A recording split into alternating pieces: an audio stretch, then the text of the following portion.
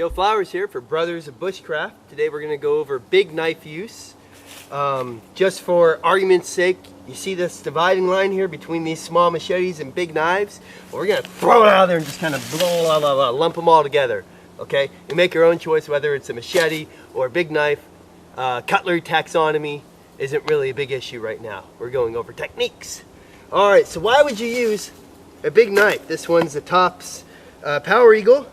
Well, it kind of depends. Depending on what you do when you camp. If you want to have a huge fire, of course, you want to bring a big axe with you and then chop up stuff.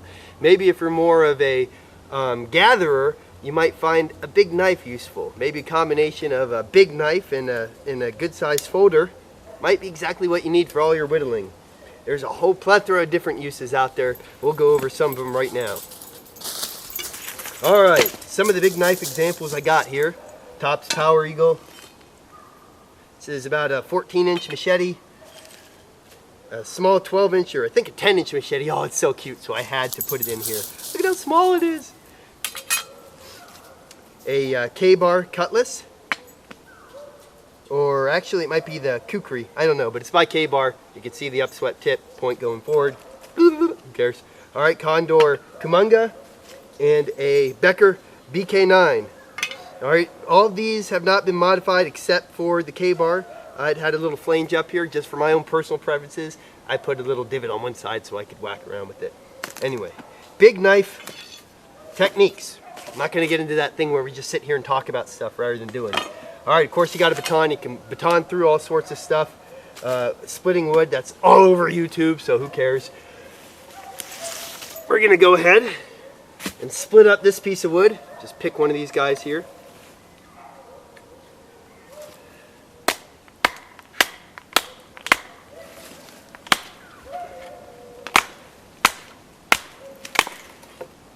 Take big wood, process it into smaller pieces.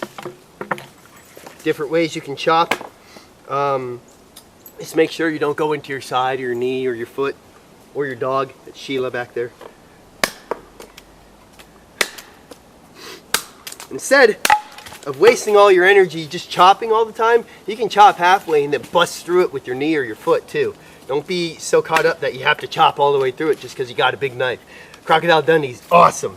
But it's all about the energy managing. I got a lot of energy. I'm hyperactive, which is why I'm not going to sit here and talk about stuff. We're just going to do it.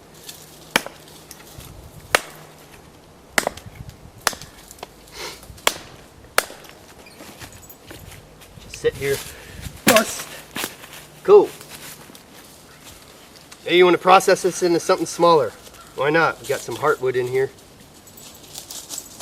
This is cherry, by the way. Alright, buzz sticks with the big knife. Of course you can look on Bindle Stitch 1's video, very good video by the way, and you can see doing a fuzz stick this way. That's one way of doing it.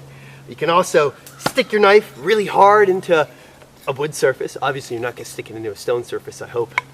And very, very finely get these teeny tiny shavings here. The ways of holding a big knife in your hand are about as limitless as your mind is. There are a whole bunch of different ways to hold this big knife, not just by the handle. You can do like the Guitar Hero way, and hold it flat in your hand in the palm like this, pulling upwards to take pieces off. You can do the draw stick method or the draw knife method.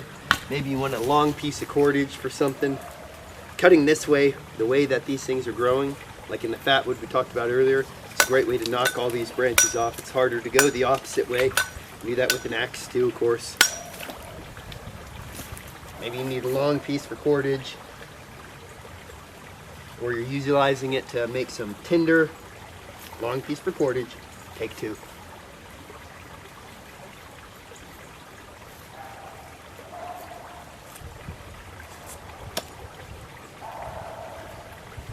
Just like that. Yay. Alright, you can see I'm putting it in my armpit here.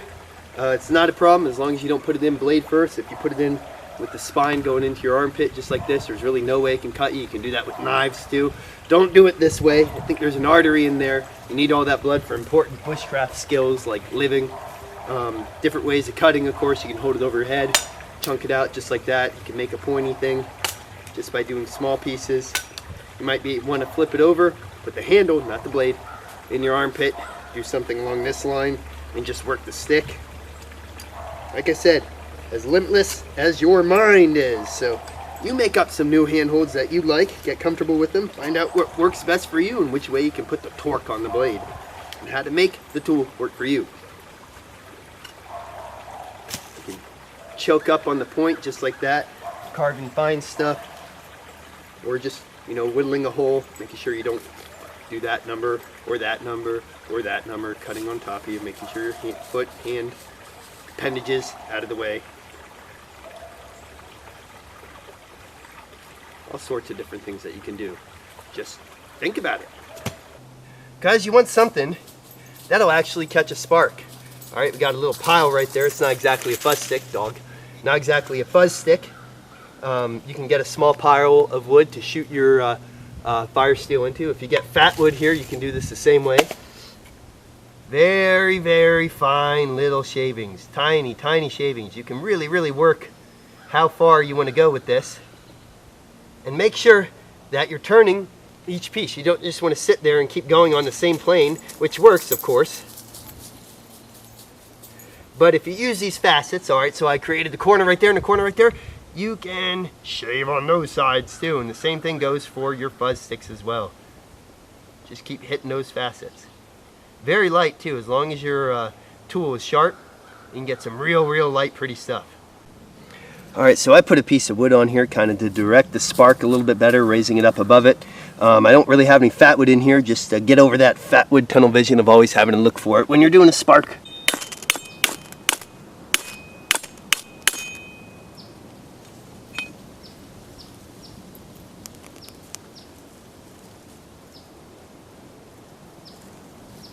You can use the back of any blade for a fire steel striker on big knives. Doing it this method will yield a lot of sparks, but it will chew up your mesh metal like a rabid beaver, so be careful.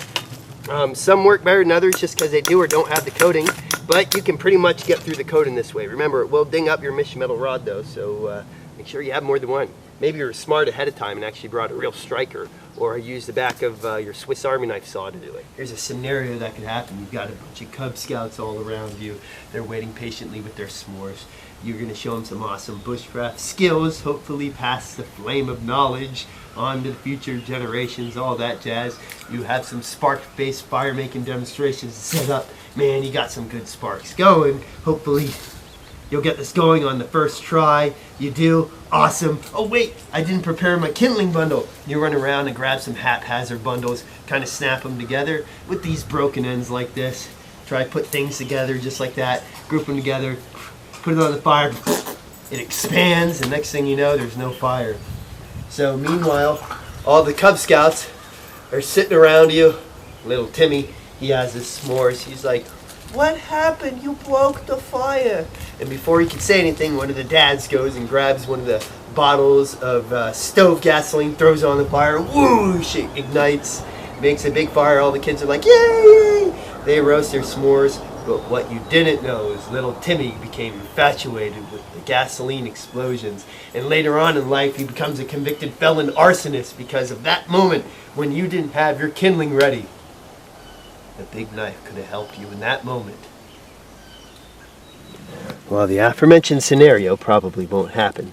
The point is, these little parts here where the wood stays together on the bark is kind of annoying. It happens more during the summertime than in the winter because the wood's a little bit less brittle. You can take your big knife, chop off those portions, being careful not to add your digits to the kindling pile. Flip it over, grab the other side there if you see any more that are joined together. Chop them off too. You might have one straggler there that you'll have to break around and get going. Rip that one. You don't have to rip them all now, so it's not such a big deal. There, now your kindling pile is a little bit more compact over the flame, thereby eliminating Timmy from becoming someone who's going to set a conflagration later on in the future. Go big knife.